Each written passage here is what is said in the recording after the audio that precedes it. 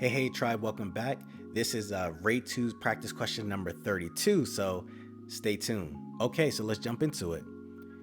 A social worker is working at an agency that does not provide clinical supervision. The social worker found a supervisor who is willing to provide outside clinical supervision for a fee.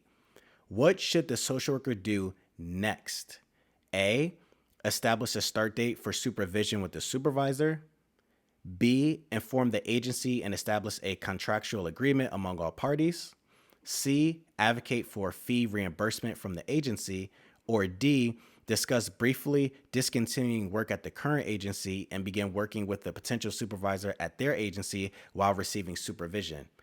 You know how we do? Pause the video, reread through the question, reread through the answer choices, select our best answer, unpause the video, and then we'll jump into the explanation. Okay. If you picked B, you're correct. Why? So A is incorrect. Establish a start date for supervision with the supervisor.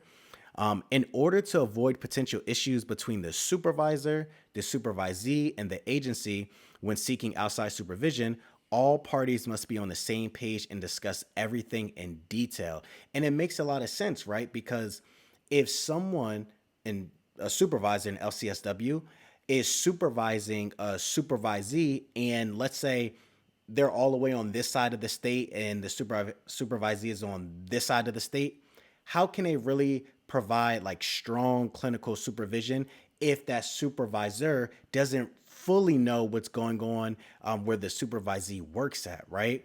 Because the supervisor could give suggestions, feedback, etc. to the supervisee, things that they might not be able to do because of the limitations at their agency or the specific job description and services that supervisee provides at their agency. So we want to make sure that all parties are on the same page. B is the correct answer. Inform the agency and establish a contractual agreement among all parties. Again, correct answer. Why? So according to the NASW best practice standards in social work supervision, development of a contractual agreement among the social worker, the supervisor, and the employing agency is essential in preventing problems in the supervisee relationship. The agreement should clearly delineate the agency's authority and grant permission for the supervisor to provide clinical supervision. Because remember, the agency has the true authority in that sense because that's where the supervisee, that's where they work at, right? And those are the people, the clients, the population that they're serving. So we want to make sure that they're doing a great job, and the agency employee, which is the supervisee who's receiving supervision, the agency want to make sure that they're receiving quality supervision and everything like that. Evaluation responsibilities, periodic written reports, and issues of confidentiality should also be included in the agreement. Supervisors and supervisees should also sign a written contract that outlines the parameters of the supervisory relationship.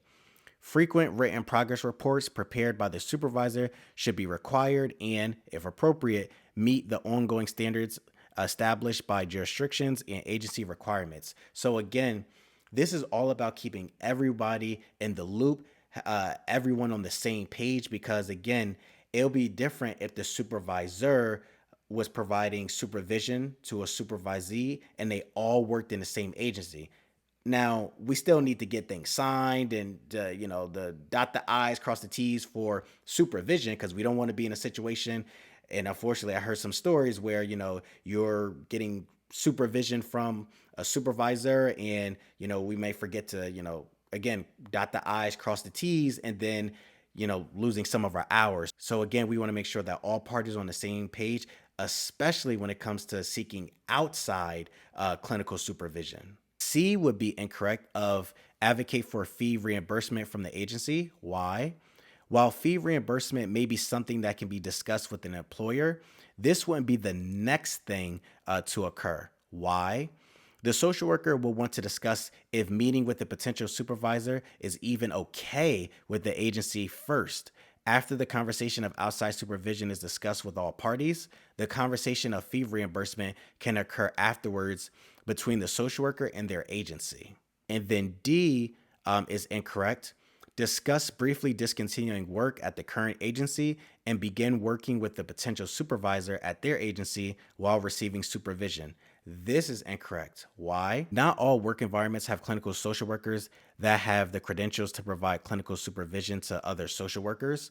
A social worker is allowed to seek outside supervision with a qualified supervisor while working with their current employer. And this would be a lot, right? Because if you work in a space where it's the whole building, the team, the staff is filled with, social workers and everything like that, cool, great. They get it, right?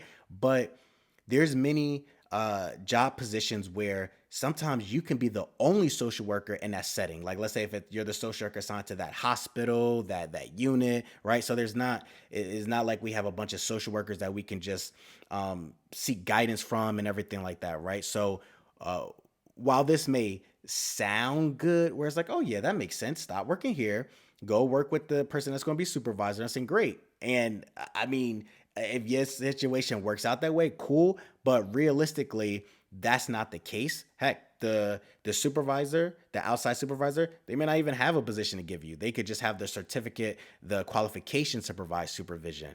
So we don't have to leave where we're currently working at or anything like that. So this D would be incorrect. And I also put the link down in the description of the best practices for social work supervision. So check it out, quick read, and it just gives us a bit of information about how to approach these supervisor situations. All right, tribe, that's it for today's video. Thank you for watching. Don't forget to like, comment, and subscribe, and tell a social work friend because we don't want to be licensed by ourselves. Study group information down in the description as well.